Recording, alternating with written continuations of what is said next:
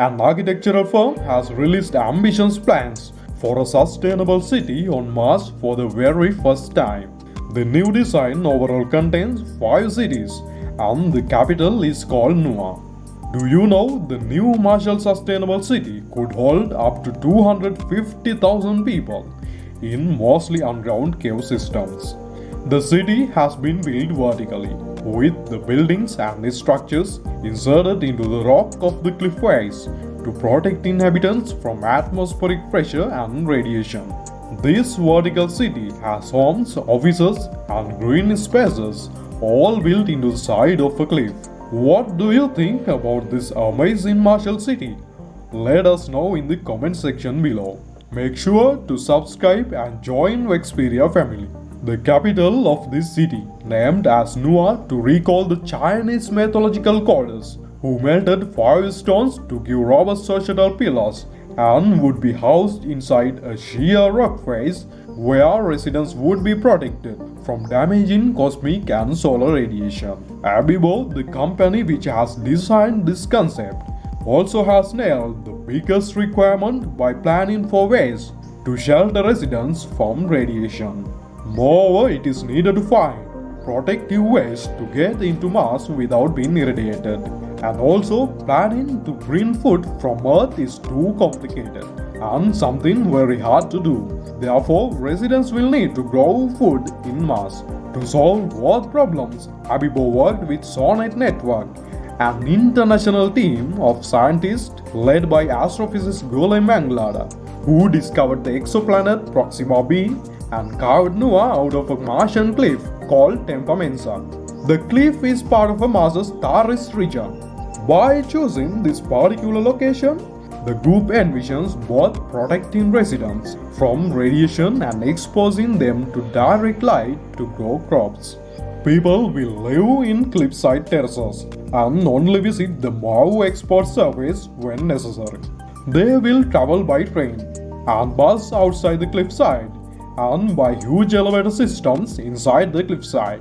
At the foot of the cliff, large pavilions have been located for social interaction in the valley. These pavilions have been designed with translucent skin to offer views of the landscapes of Mars. These spaces at the cliff face are called green domes, and these domes are protected from external radiation by large overflying canopies.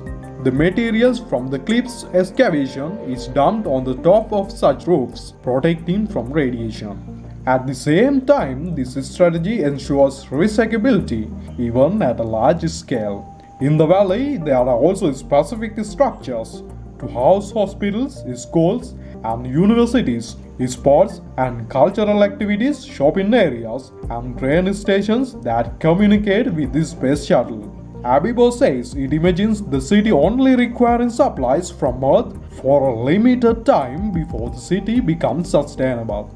With designs like this one, it is worth thinking about the margin for error associated with the different features. For example, what if 50,000 people populate the city, but half are temporarily disabled by an illness that rides alone from Earth?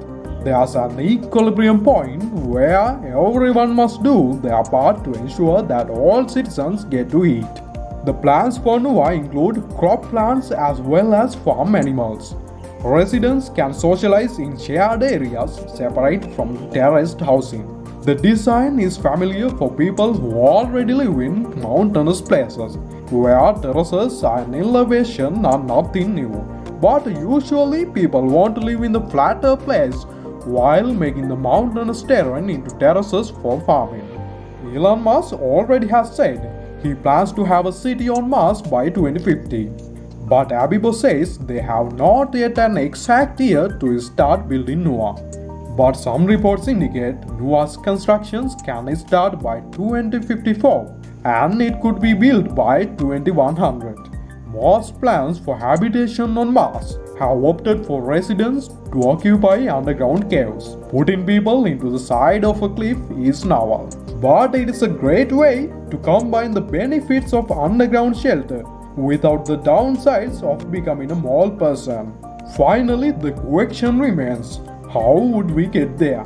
Every 2 years, there are a couple of weeks. when the planet is the closest to Earth, so the trip would only take 6 months to get there. But rumors speculate you will cost about $300,000 to buy an one-way ticket to visit Mars. The ticket includes a residential unit of 25 to 35 square meters, full access to facilities, food and life support services. Abibo residents will have access to a shuttle from Earth every 26 months, with launch windows lasting between 1 and 3 months. But even if people urgently needed medicine or other supplies from Earth, the wait will be at the very least a number of months. What do you think about this new insane Marshall City?